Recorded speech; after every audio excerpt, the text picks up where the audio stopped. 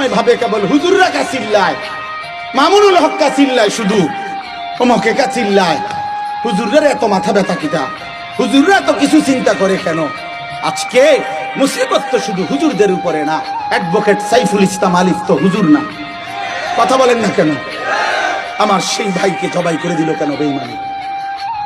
বলে কেন জবাই করল?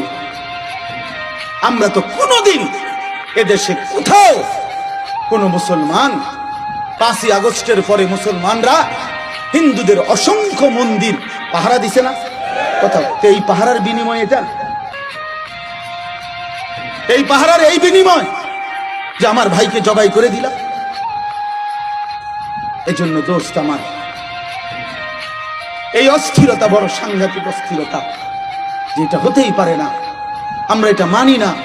ইসকন ইনশাআল্লাহ শহীদ সাইফুল ইসলাম আলিফের রক্তের উপরে ইসকন নিষিদ্ধ হবেই হবে ইনশাআল্লাহ।